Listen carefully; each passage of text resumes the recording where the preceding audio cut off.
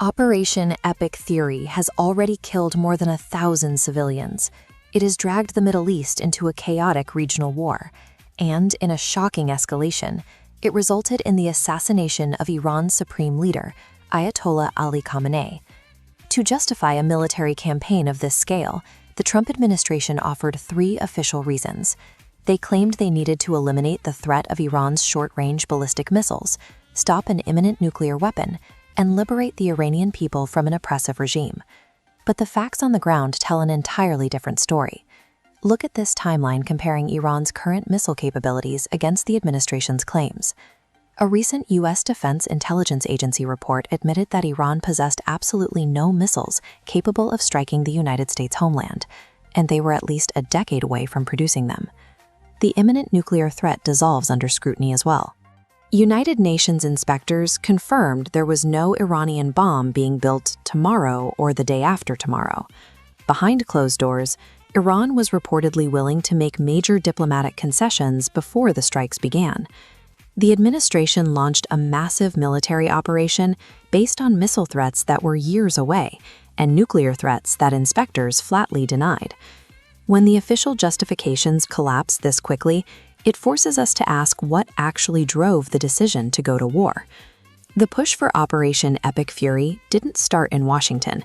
It began with the strategic ambitions of Israel.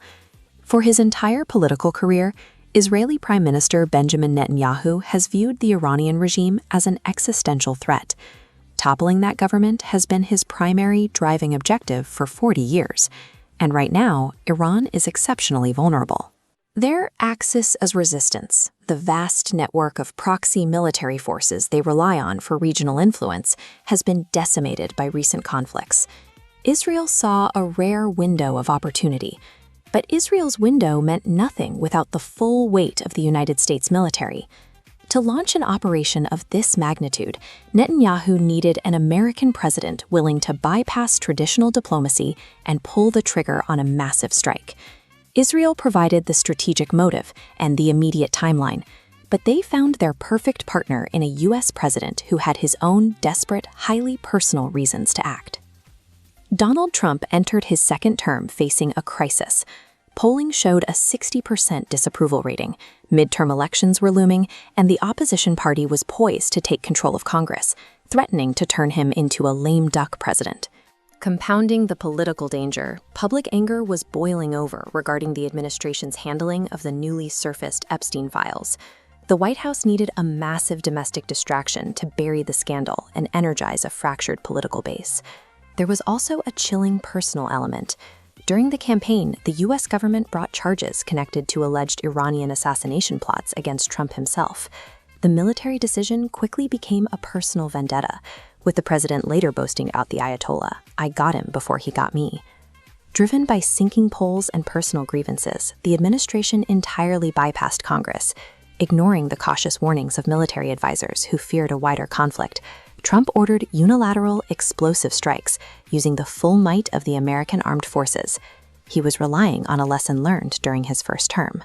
In 2020, against the advice of his generals, he ordered a drone strike on Iranian commander Qasem Soleimani. The resulting media frenzy taught him that shocking, sudden assassinations drown out bad news and command global attention. This is foreign policy executed as reality television. By treating the military as a tool for dramatic spectacle, the administration sought to erase domestic scandals and forcibly carve out a dominant legacy in the history books. But executing a successful assassination is entirely different from winning a war. Operation Epic Fury launched with a fatal strategic void.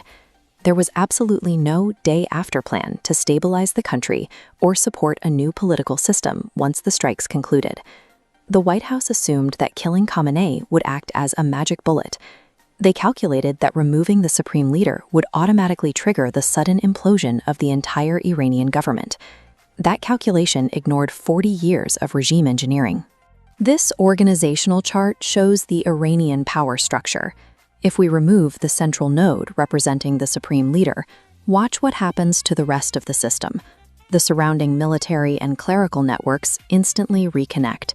Continuity is built directly into the structure to withstand exactly this kind of decapitation strike. Instead of collapsing, the regime fought back.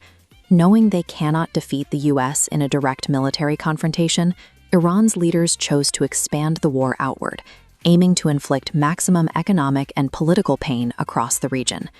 Iranian drones and missiles began striking civilian and military targets in wealthy Gulf states.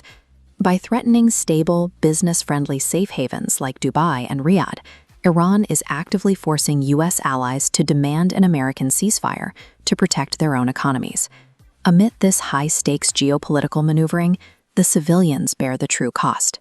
Over 1,000 ordinary Iranians have died under the airstrikes, including 165 people, mostly young girls, killed in a single strike on a school in southern Iran. The administration sold Operation Epic Fury as a mission to liberate a nation and secure global stability. The reality is that they traded the lives of innocent civilians and the security of the entire Middle East for an explosive political spectacle meant to secure a single man's legacy.